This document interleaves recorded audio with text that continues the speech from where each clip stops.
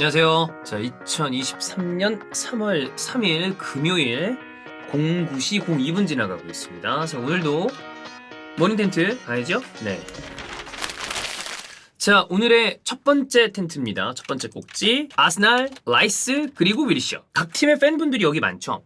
축구를 볼 때 그냥 난 이 리그가 재밌어, 축구가 좋아라고 보시는 분들도 있겠지만 이스타TV 랩추종윤에서 축구를 좋아하시는 분들은 아무래도 강한 팬덤을 구축하는 경우들이 많습니다. 아스날 팬, 첼시 팬, 맨체스터 시티, 맨유, 리버풀, 토트넘, 레알 마드리드, 바르셀로나, 유베, 밀란, 인테르, 바이언, 보르센, 아틀레티코 마드리드, 파리 생제르맹 이런 팀들 다 각자 팬이 있잖아요. 근데 그 팬들은 어느 순간에는 보통 계속 그러는 건 아닌데 유망주들을 참 사랑하죠. 유망주를 사랑합니다. 여러분이 사랑했던 유망주들도 아마 기억이 나실 거예요. 아스날엔 누가 있었을까 생각을 해봤어요. 먼저 말씀드리자면 유망주랑 유스랑도 다르잖아요. 어린 선수를 데려와서 딴 팀에서 데려와서 키울 수도 있잖아. 파브레가스라는 표현보다는 저는 이제 세스크가 익숙해요. 세스크.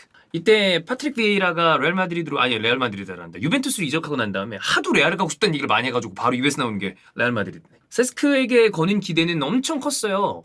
저도 세스크 무지 좋아했습니다. 그리고 세스크 어렸을 때 하는 거 보면 안 좋아할 수가 없어.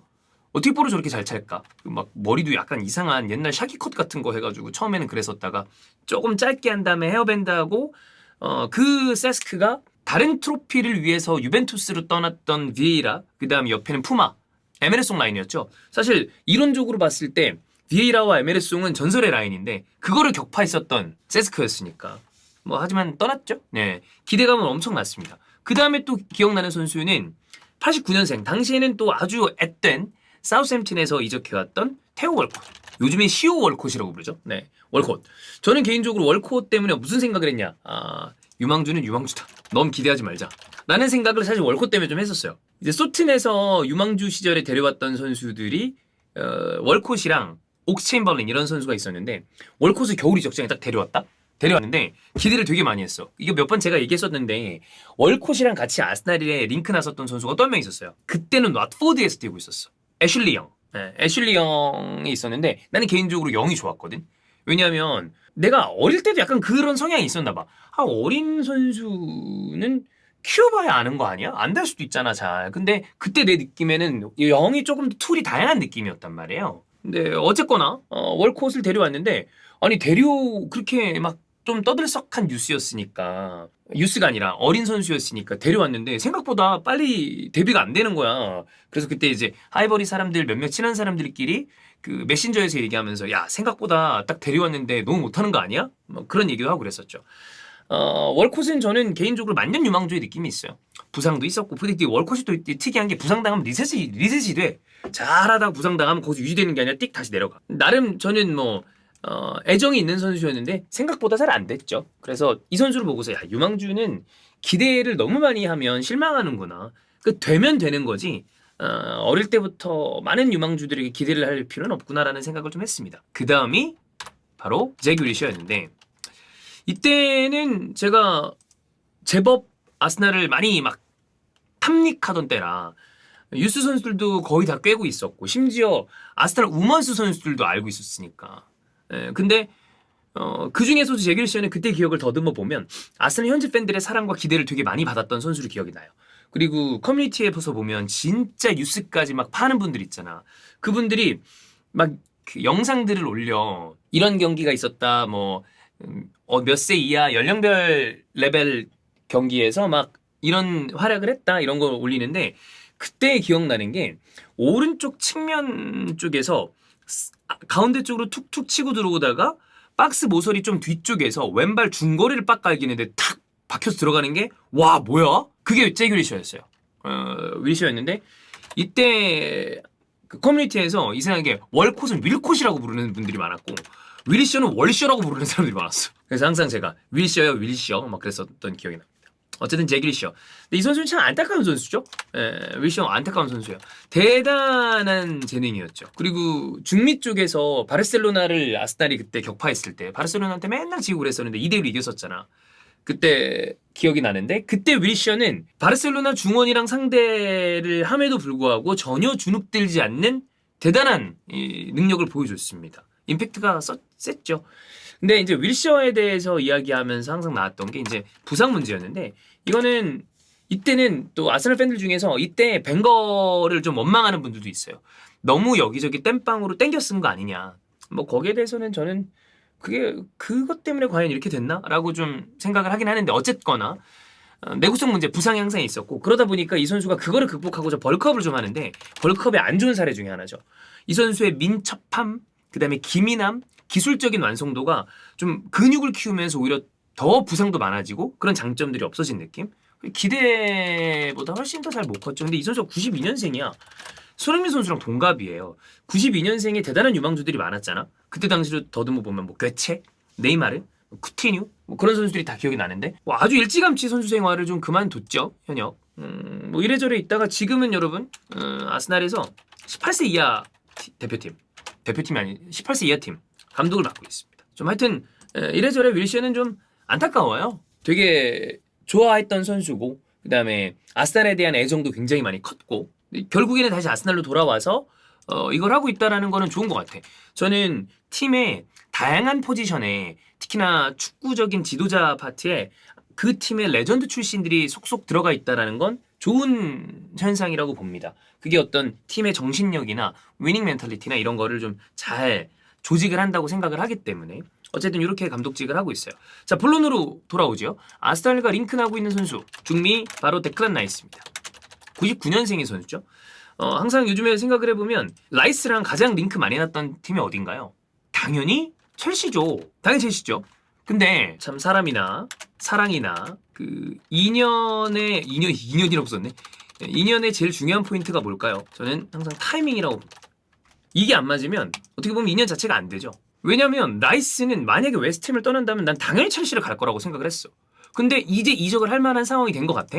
근데 이 타이밍에 첼시는 지금 챔스 진출이 어렵죠. 사실상 불가능한 거 아닌가? 근데 아스날은 라이스랑 그렇게 오래전부터 링크가 나던 팀이 아니에요. 근데 리그에서 지금 현재 선두 챔스 티켓 확보는 기정사실이죠. 이런 케이스이기 때문에 지금 이 링크 나오는 뉴스나 어떤 기사의 내용을 보면 라이스가 이적을 한다면 챔피언스 리그에서 뛰고 싶어 한다라는 얘기가 있고 그러다 보니까 아스날이 라이스 사가에서 좀 우위를 점하고 있다라는 얘기가 나오고 있어요.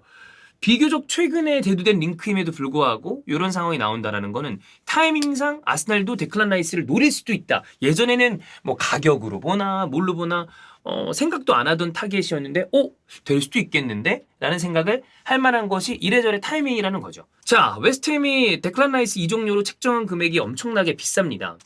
99년생이 잉글랜드 출신의 삼선 미드필더면 뭐 안 비싼 게 이상하긴 한데 자, 라이스 웨스트햄 책정 금액 얼마일까요? 한화로 1억 2천만 파운드. 한화가 아니죠. 파운드로. 한화로 따지면 약 한 1,800억 정도 됩니다. 겁나 비싸죠. 네. 근데 그것도 아니고 심지어 플러스 알파라는 얘기도 있어. 네. 짐 화이트 얘기. 겁나 비싸다. 자, 조금 전으로 돌아가서 첼시 와츠 얘기를 조금 또 인용을 해보면 지금 가능성 있는 팀은 첼시, 맨유, 그리고 아스날이다. 이런 얘기가 나오고 있어요. 아스날 같은 경우에는 리그에서 만약에 예를 들어 우승을 해. 그 다음에 챔피언스리그 진출을 해. 그럼 재정적으로 조금 여유가 생기겠죠. 그리고 조시 크랭케는 최근에 계속해서 아스날에 돈을 좀 쓰고 있습니다. 그래서 이적 시장에 투자를 감행할 생각이 있다.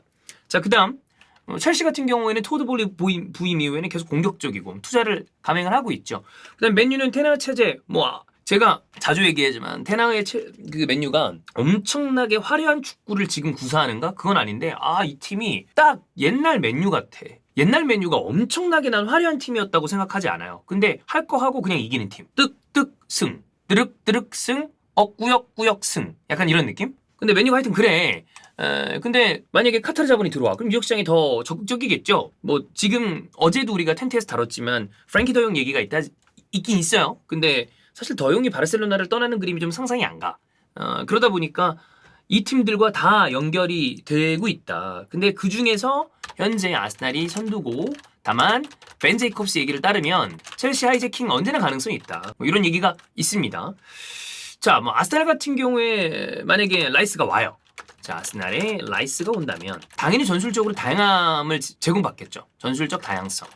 예를 들어 우리가 또 에버튼전을 보면 그런 생각이 들죠. 조르지뉴가 잘하는 거 맞아. 조르지뉴가 잘해주고 있어. 그러나 아르테타 현재 축구의 핵심적인 자원은 역시 토마스 파티다. 토마스 파티와 더블 볼란트에도 가능합니다. 뭐 워낙에 활동량도 좋은 선수고 이 선수가 완전 뒤에만 머무는 선수는 아니니까. 아니면 파티가 부상이 많잖아.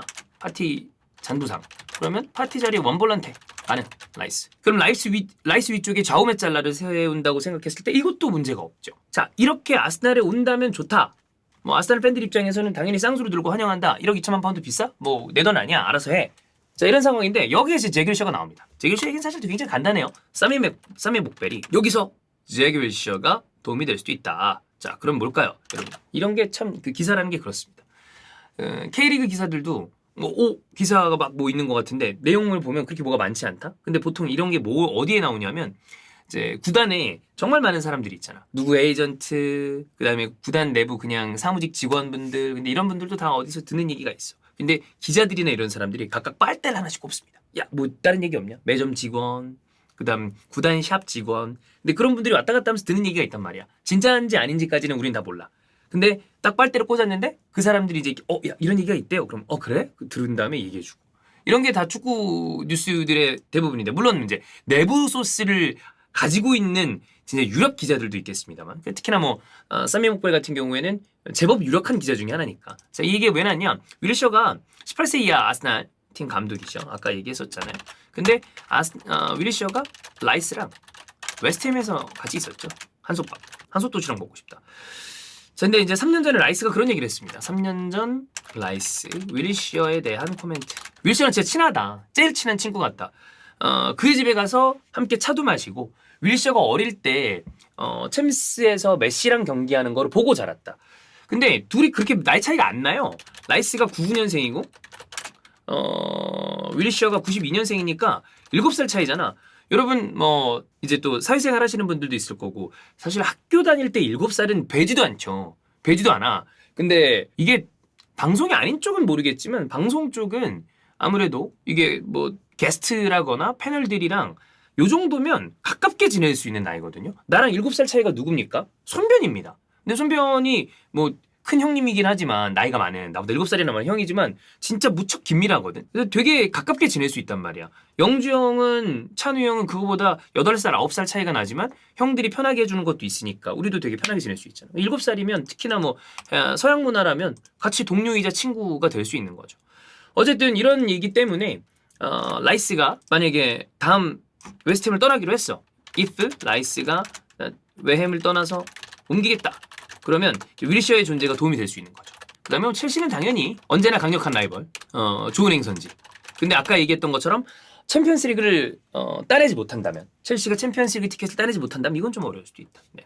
현재 지금 다수의 언론에서 나오고 있는 라이스의 1번 행선지는 아스날이다. 얘기는 나오고 있습니다. 자, 뭐 요 정도 얘기예요. 별거 없어요. 데클란 라이스가 아무래도 핫한 매물이 될 가능성이 크기 때문에 지속적으로 군부를 떼는 건데 이런 종류의 언론 플레이들이 각각 팀들에서 나오고 그러죠. 근데 이렇게 하나 또 엮을 수 있는 게 윌셔가 있다. 그리고 실제로 윌셔랑 라이스가 가깝다. 그럼 이런 얘기를 하는 거지. 마치 메이슨 마운트와 라이스가 또 단짝이었잖아. 그러니까 첼시가 또 계속 얘기가 나왔던 것처럼.